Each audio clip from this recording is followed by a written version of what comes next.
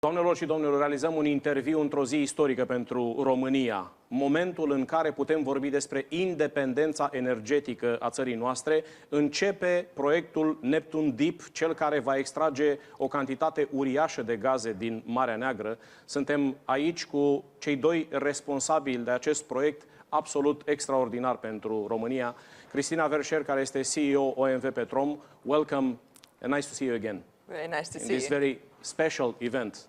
Și Răzvan Popescu este directorul general al companiei Romgaz, parte egală în acest proiect. Răzvan Popescu, Bună ziua. îmi pare bine să ne întâlnim și să vorbim într-un moment atât de special. What is the main objective of this project? Because we are talking always about independence, energetic independence, but we are thinking that is much more than that. Yeah. So, I mean, fundamentally, the project obviously is going to produce a significant amount of gas and bring that gas into Romania, because it's a big offshore project of that. But I think you're absolutely right. It is more than just an energy project. It has so many factors that I think it brings to Romania. First and foremost, like you said, it underpins energy security because of the volume that will come into Romania. We'll make sure that Romania has sufficient gas and actually give it the potential to be a regional player as well, which we see as very fundamental. But second, the economic contribution that the project will bring is very significant. We've had an independent study that we commissioned that estimated the impact could be up to 40 billion euros of GDP improvement to the economy. And third, but I think very, very important, is the contribution to the energy transition for Romania. Because gas plays a very important role in the energy transition. One, because it can replace coal power and other higher carbon fossil fuels, but also it is a very important balancer with the renewable power in the market as well. So it really has all three. It has energy security, economic contribution, and helps in the energy transition for Romania. What is the volume that we are talking about? How many years, and what will be the revenue for both OMV Petrom and the Romanian budget? Yeah. So what we have is a project that it's going to take 4 years to actually build it overall. So it will come into production in 2027, and it will produce for 20 years. 10 years of that will be at a plateau of about 8 BCM a year, and then it will have a natural decline. In total, it'll be 100 BCM. Now, that's a very technical number that won't necessarily mean much to people, so the way we translated it, it is, so the current annual household demand in Romania is 4.3 million homes, and it can provide gas for them for 30 years. So that gives you a scale of the size of the project. Răzvan Popescu, Romgaz a preluat participația ExxonMobil și în momentul de față devine un jucător uriaș în acest proiect istoric. Ce se va întâmpla cu această cantitate foarte mare de gaze din Marea Neagră din perspectiva Romgaz? Într-adevăr, dezideratul nostru, din momentul în care am achiziționat compania de la cei de la Exxon, a fost să dezvoltăm acest proiect. Împreună cu operatorul OMV Petrom, în toată această perioadă s-a lucrat la foc automat pentru a avea totul pregătit pentru acest moment și pentru depunerea acestor declarații de comercialitate și studii de zăcământ. În acest proiect, modul cum va fi gazul comercializat depinde de fiecare companie în parte. Deci fiecare companie își va vinde separat propria producție de gaz. Asta evident va trebui să se încadreze în, să spun, limitele de comercialitate și de proiectul comercial pe care fiecare companie și-l face separat.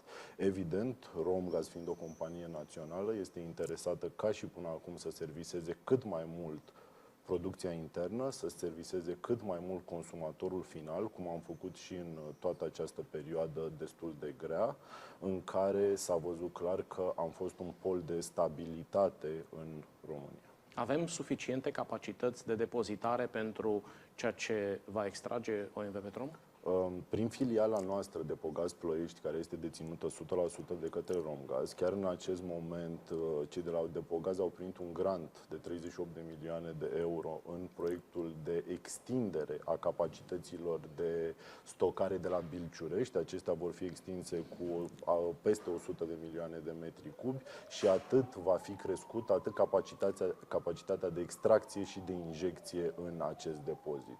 Romgaz, prin filialele sale, are are planuri și o să crească capacitatea de depozitare în România, ca aceasta să fie pregătită în momentul în care Romgaz va produce din Neptun Deep. Christina Vercher, how many taxes OMV Rom paid last year to the Romanian budget? And what is the perspective for the next 20 years with this project started? So in 2022, we paid 20 billion lei to the Romanian state in various forms of taxes and dividends to the state. Last year, I'll be honest, was an unprecedented year of that. Both for ourselves, we made 10 billion of net income. We paid 20 billion lei of taxes to the state overall from that. From that, what we actually said is for 2023, we'd increase our CapEx investment by 70%, from 2022 to 2023. And obviously part of that is the Neptune project and moving the Neptune project forward. When you look going forward, our analysis that we have done is showed that overall, the Romanian state would look to get 20 billion euros, not 20 billion, 20 billion euros over the life of the project, collectively from both direct and indirect taxes, as well as dividends, many different aspects of that. So this is the size of this project going forward. Can you give us some details about the commercial status of this gas that is extracted from the Black Sea? How it will be sold, what will be the beneficiary and so on? So first of all, I think that the main beneficiary is actually obviously selling the gas, I believe, is the Romanian economy overall. Because first of all, the gas will come into the market, but also the multiplier effect of a project of this size, both as we talked about the energy security, the economic factors, both actually to the Romanian state, but also the improvement that we can see in GDP from this project as well. These will be I would say, the big beneficiaries of doing a project like this in Romania overall. It will also make Romania become the largest gas producer in the European Union. So that not just benefits Romania from a domestic perspective, but its presence in the regional market overall. Răzvan Popescu, sunt foarte multe speranțe că această imensă cantitate de gaz ar putea să stimuleze nu doar un preț mai bun pentru consumatorul casnic, ci perspective industriale. Avem, în momentul de față, speranța că mai mulți actori industriali care să potențeze economia românească ar putea folosi acest gaz din Marea Neagră?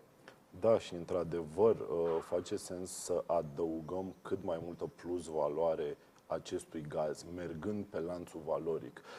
Nu ne-am dorit ca acest gaz să fie tratat pur și simplu ca un raw material, care să fie doar exportat brut sau să fie consumat strict pentru producerea de energie electrică ori pentru consum casnic. Acest gaz normal trebuie să fie folosit în beneficiul României, trebuie să fie folosit în combinatele chimice pe care le avem, combinate chimice care produc amoniac, care mai departe ajung în îngrășăminte și care vor crea o stabilitate. Vedeți foarte bine ce nivel al inflației avem, nivel al inflației care este clar și a fost clar impulsionat de către prețurile la materiile prime.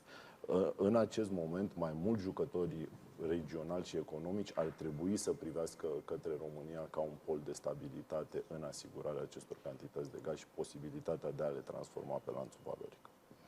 Christina Vercher, is a war in the Black Sea.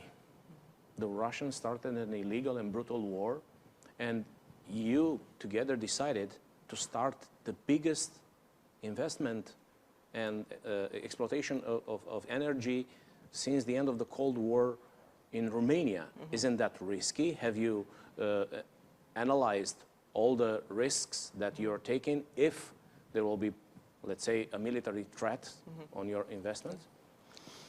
So maybe a couple of important, I think, facts with regards to this. First of all, we have operational activity today offshore in the Black Sea, because we are an operator in the Black Sea shallow water today. 25% of our production comes actually from our offshore operations. So we are active today, and activity is continuing. Also, we have tankers of crude oil coming in because we import them in for Petrobras refinery. So we are active already in the Black Sea today, and things are operational and are functioning well of that. I think what is really, really important is that we will look to make sure that as all operations and activities going on the Black Sea, that there is good dialogue with the Romanian authorities to make sure that these assets are well protected and looked after of it. And also fundamentally, Romania is in NATO. It's a NATO country. Răzvan Popescu, chestiunea securității e preocuparea cea mai mare atunci când vine vorba de protejarea acestor mari investiții ale statului român. Cu războiul ilegal declanșat de Rusia în Marea Neagră, v-ați gândit că această investiție ar putea să fie amenințată, că evoluțiile din bazinul Mării Negre ar putea să fie și mai grave decât acum? Într-adevăr, acest război a început fix în perioada în care Romgaz era în plin proces de achiziție al perimetrului Neptun Deep. Normal că acest lucru a fost luat în calcul, aceste riscuri au fost luate în calcul, dar trebuie să ne amintim că acest proiect a fost avizat de către CSAT, a trecut prin CSAT și normal că am avut nevoie de acel aviz și, cum spunea și Cristin, suntem o țară sub umbrela NATO. Avem toată încrederea că atât autoritățile române cât și membrii NATO vor proteja și vom fi protejați în dezvoltarea acestui proiect. Cristin, there are two small problems in this issue. One, the environmental problem that was raised by Greenpeace, and the other one, the problem we have with the Romanian government and the trial in Paris tribunal. Okay, let me maybe take the second one first. I would say the main point here actually is so. As we've made this investment decision, we have been in dialogue with some aspects with regards to the offshore law. This is not a new topic. We've been in since this dialogue since May 2022 when the offshore law was passed. What is really important is the project is ready, right? So what's been really important is that we move the project forward, and what we are doing at the same time is using a resolution mechanism that exists in the concession agreement to seek clarification on some aspects with regards to the offshore law. But what is most important is that it is not slowing the project down. We are moving the project forward, and I am confident, as always, when we have good conversation with the Romanian state, that we will find solution and that this topic will be resolved. And with regards to the environment aspect, so for projects of this size, I think first of all I'd say we have designed and we have a track record of strong operational and safe operation environmental performance overall. The project has been designed under those standards. There will be environmental and social impact assessments done, and any gaps will have strong mitigation factors put in place with regards to this. We will also have specialists and biologists and marine experts who will monitor this program and this project as it goes along. But we are confident, very confident, that we can manage any marine risks for it. Fundamental, I think, for maybe for those maybe not familiar, is actually that we will be very clear that we will not touch the beach. The pipeline will come on the seabed, and as it reaches the beach, it will go underground, and then it will come up to the shore, but it will miss the beach totally, so it will go right underground. And then it will come up to a very small processing facilities that will be onshore. So the onshore footprint of this project is actually very, very small, the majority of it offshore, and for the marine side, big specialists with us monitoring to make sure minimum impact for the environment. Răzvan Popescu, s-a vorbit foarte mult despre faptul că această imensă oportunitate energetică a României ne va transforma într-un exportator net în Uniunea Europeană, dar ne gândim foarte mult și la Republica Moldova. Vom putea ajuta prin intermediul acestei exploatări și Republica Moldova cu gaz din România ca să scape de dependența de gaz rusesc, ca și noi? Cu siguranță. Cu siguranță acest proiect va oferi stabilitate și nu numai României, ci va putea oferi stabilitate în întreaga zonă și va putea oferi stabilitate atât către Republica Moldova și celelalte țări adiacente. Într-adevăr, volumul extras va fi mare, perioadele de vară probabil va exista un surplus suficient care va putea fi exportat în Republica Moldova. Doamnelor și domnilor, aici încheiem acest interviu. Aș vrea să fac o mențiune. Probabil n-am fi ajuns în acest moment istoric dacă un succes absolut remarcabil al României n-ar fi avut loc. Acum câțiva ani, o echipă condusă de diplomatul de carieră Bogdan Aurescu reușea să câștige un proces pe care l-am derulat ani de zile la Haga, câștigând o dispută teritorială cu Ucraina, iar acest platou continental, așa cum arată el acum, este victoria lor și grație acestei victorii și echipei de diplomați care a câștigat procesul de la Haga, putem să beneficiem acum de o rezervă imensă de gaz, de un proiect energetic excepțional pentru România. Mulțumesc foarte mult, Cristina Verșer, CEO OMV Petrom, mulțumesc foarte mult, Răzvan Popescu, directorul general Romgaz.